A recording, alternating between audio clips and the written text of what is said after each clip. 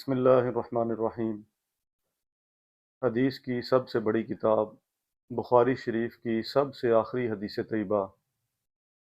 حضرت ابو ہریرہ رضی اللہ تعالی عنہ سے روایت ہے، نبی اکرم صلی اللہ علیہ وآلہ وصحبہ وسلم نے ارشاد فرمایا، کلمتان حبیبتان الی الرحمن خفیفتان علی اللسان ثقیلتان فی المیزان سبحان اللہ وبحمدہ سبحان اللہ العظیم۔ نبی اکرم صلی اللہ علیہ وآلہ وصحبہ وسلم نے ارشاد فرمایا، دو کلمات، دو جملے ایسے ہیں جو اللہ رب العزت کو بڑے ہی پسند ہیں، خفیفتان علی اللسان، اور زبان پر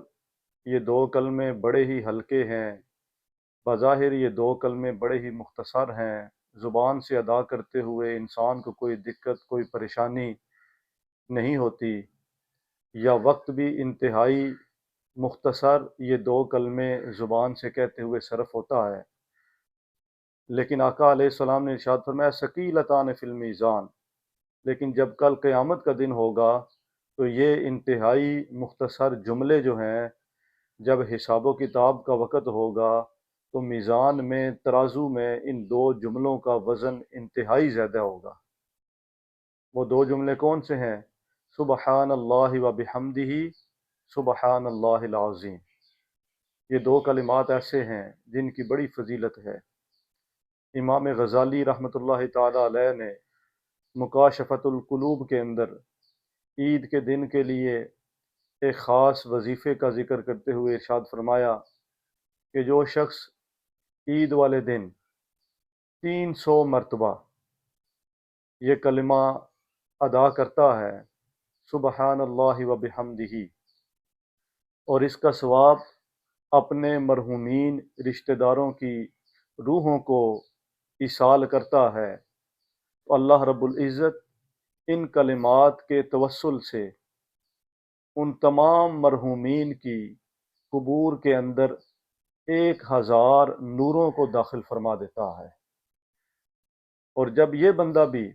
اس دنیا سے جائے گا تو اللہ رب العزت اس وظیفے اور ان کلمات کے تصدق سے اللہ تعالیٰ اس کی قبر کے اندر بھی 1000 نوروں کو داخل فرمائے گا، جس سے اس بندے کی قبر بھی روشن اور منور ہو جائے گی۔ معزز ناظرین، عید والے دن ہمیں چاہیے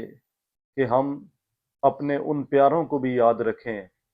جو ہم سے بچھڑ گئے ہیں، جو آج عید والے دن ہمارے ساتھ موجود نہیں ہے، تو ہماری طرف سے ان کے لیے عید کا تحفہ یہی ہو سکتا ہے کہ ہم قرآن مجید کی تلاوت کریں، ذکر اذکار کریں، کلمات خیر ہم کہیں، اور اللہ رب العزت کی بارگاہ میں دعا کریں کہ اللہ تعالی مرحومین کی زندگی کی تمام لغزشوں کو معاف فرماتے ہوئے اللہ تعالی انہیں جنت الفردوس کے اندر اعلیٰ مقام نصیب فرمائے۔